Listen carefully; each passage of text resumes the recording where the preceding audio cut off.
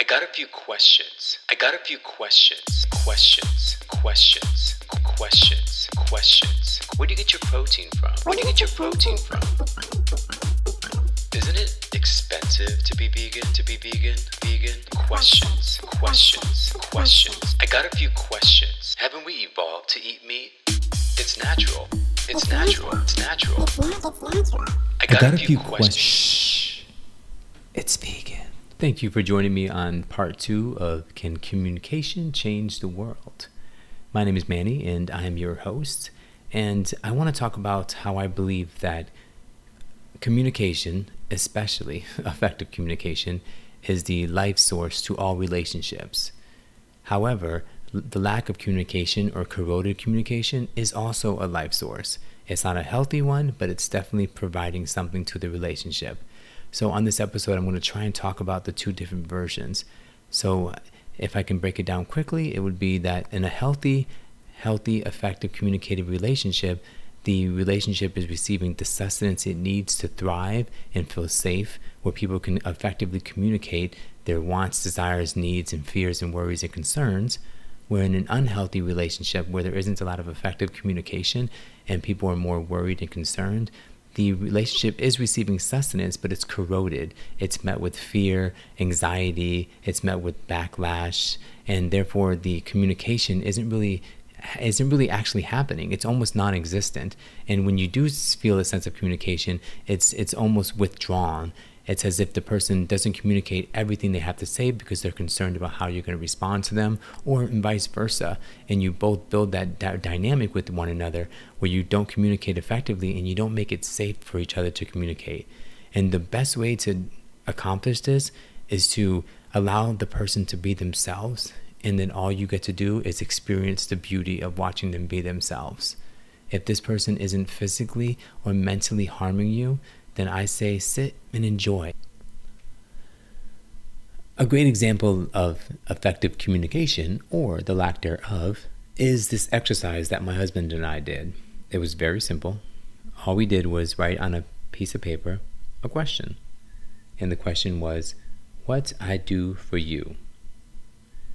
And on that paper, we had to write 5 things that we believe that we do for them that makes them feel good. So I wrote 5 things on there. And one of the things that, and he also wrote 5 things on his that he thinks that he does for me that makes me feel good. And one of the things I wrote was that I pick up his hair stuff and clean up after him because he leaves his gel or his hair stuff all over the place. So I pick it up because I think that it's nice. I'm picking it up for him. He'll recognize that. And that's kind of cool. You like to do stuff with the person you're with. With that being said, when I mentioned that to him as one of my top 5 things, he's looked at me like, oh, I didn't know you did that for me. I just thought you did that because you wanted to clean it up. And it really cleared up a lot of weird concerns that I had, or resentments that I may have built up. Every time I did it, he wasn't saying thank you, or he wasn't being very, very appreciative about it. In my mind, he wasn't. In his mind, it was like, oh, I thought you just did that for you. I thought you did because you didn't want a mess there. So you see, the communication was distorted. In my mind, I was assuming that I was doing something good for him and I was doing something that he should be grateful for. But in his mind, it was just something that was just being done. Now, this isn't to minimize helping somebody out or feeling like people should say thank you, but it is to bring light to the idea that sometimes we don't really know why we do the things we do. And we think we're doing them for the betterment of somebody else, and come to find out the person doesn't see it that way. And so through communication and through this process specifically, we're able to gain a better understanding of one another. So now when I clean up the mess, I remember this conversation, and I do know that I'm doing it for myself. And he also remembers it. So he does make an effort to say thank you. Although the thank you is coming from more something for me, it's now all about me at that moment. And it's not about skirting around the issue or the idea that it isn't about me, because it really was the whole time. And now when I do it, I know he's not going to recognize it the way I want him to, but he does recognize it. So it kind of lessens this resentment that you build up with the story you tell yourself. I'm doing something for somebody, why aren't they recognizing it? And it's only because they don't understand the world the way you do, and you don't understand the world the way they do. And when we assume things about people because we don't communicate effectively, and by effective communication, I mean we don't listen enough when they speak. We're too busy translating it so deeply in our own minds. If you take a moment and just breathe and really listen to someone's words, you'll be surprised at things that you'll learn about somebody when you stop filtering their words through your perspective, just for a moment. And you'll be surprised. And the reason why I bring up this exercise is because it's so simple and it takes about like 20 minutes to do. And you'll be surprised what you learn about your partner. And so continuing with that exercise, we also, to make it more clear for each other, and this is something that most people will be uncomfortable with, I wrote down 5 things that I value that people do for me. And I gave it to him. And what that means is that if he ever wants to make me feel special or makes me feel like he's doing something specifically for me, he can do one of these 5 things. You can list 10 things, 20, 30, whatever you feel comfortable listing. But we listed 5.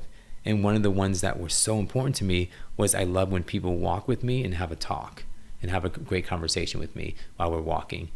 So now, if he ever wants to do anything special for me, something so simple, just get a cup of coffee and go for a long walk and have a conversation.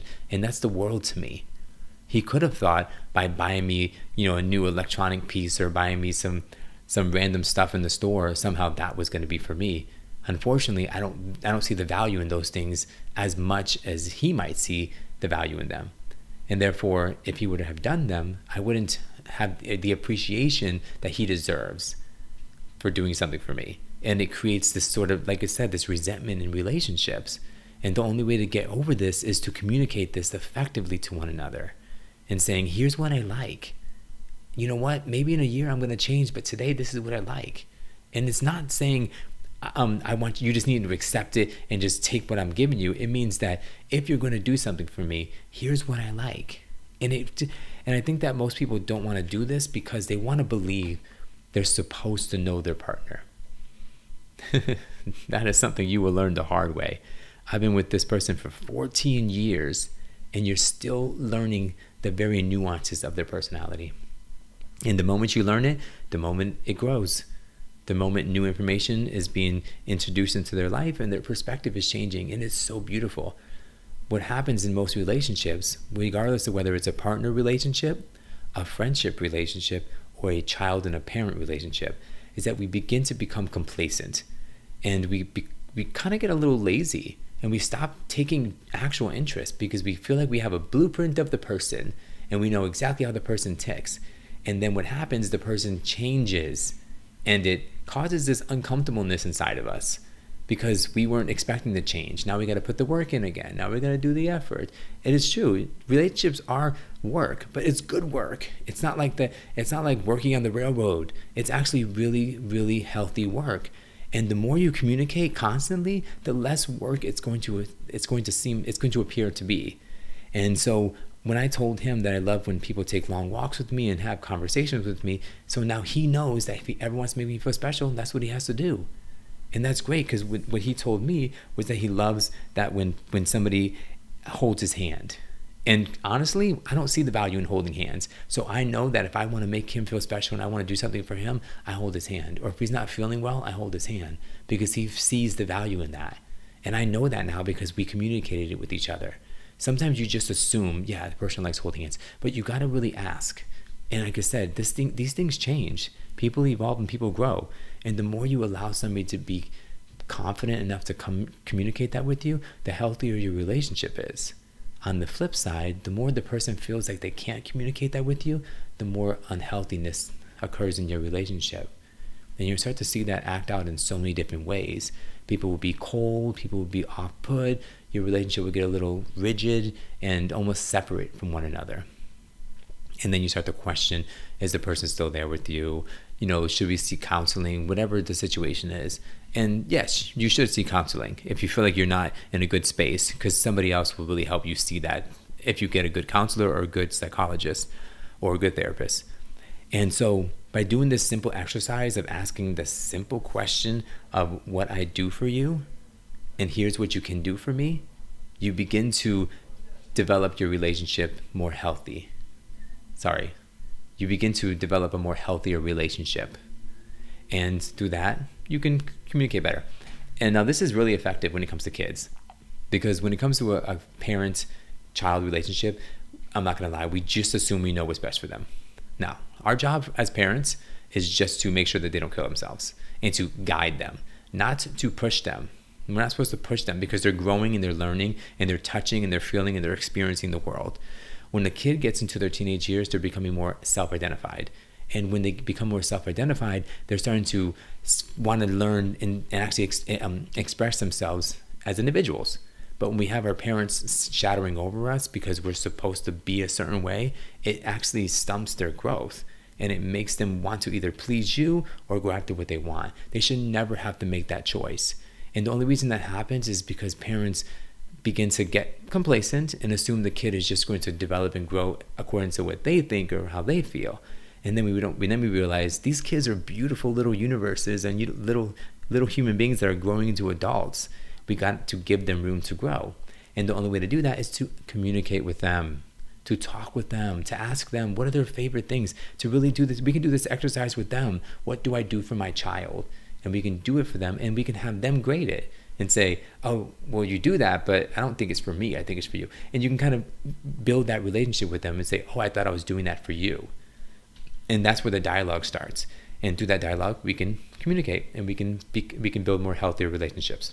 With our kids, it's really cool if you do that, because you'll start to see a more effective relationship with your child, and the child will be closer to you in a healthy way. If anybody has kids that are in their teenage years, you will understand what I'm saying, how easily you can get to that kid. That kid will say, I don't like you, I hate you, you're ruining my life. And that's because they want that freedom. And you have to give them the space to feel safe to have that freedom. Because if you don't do that, you'll build resentment for your child, or a very submissive child who just respects you because they feel fear. And then therefore, when they're out in the real world, they won't know how to experience the world without that fear of being rejected from being themselves. So just give your child that safe space to develop and grow and talk to you. Because who doesn't want a kid who's eager to talk to the parent? Everybody does. They want somebody who's going to communicate all things with them as much as possible. Obviously, kids got to have their privacy and everything. But we want to have kids in our lives that feel comfortable coming to us. That's why it's easier for a child to go to an aunt or an uncle, because they don't have those restrictions with them. So think about it that way. And I'm not saying you have to be your best friend with your child, but you have to understand that they are of their own. They're coming into their own, and they need to develop themselves. And you just got to be there to secure that with them and make them feel comfortable and make them feel safe. That's your job. That is your job as a parent, to make it feel comfortable and safe. Safety is a huge word I'm using here, because a lot of kids don't develop properly because they don't feel safe. And even in adult relationships, when you're in a relationship and you don't feel safe to talk to your partner because of a backlash you might get, two things are going to happen. Either the person is going to resent you, or the person is going to submit to you. And in a healthy relationship, you don't want somebody being submissive to you in an unhealthy way.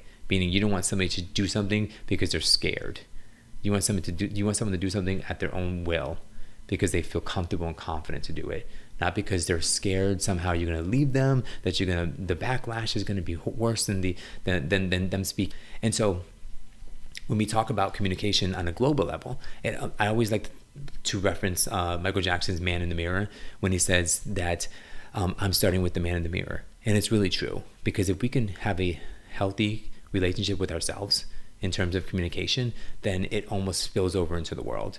And when we don't communicate with ourselves, meaning we don't talk to ourselves and say, what is your intentions for doing this action? When we don't do that regularly, we start to act without thinking.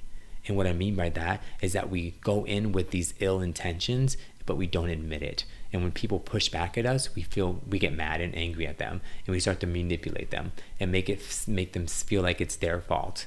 And all the while, we weren't honest with ourselves, saying that we did this sort of with ill intentions, or not ill intentions always, but we also did it with very selfish intentions in mind as we did these things. I'll give you an example. If you ever have a friend come to you, I got a few questions.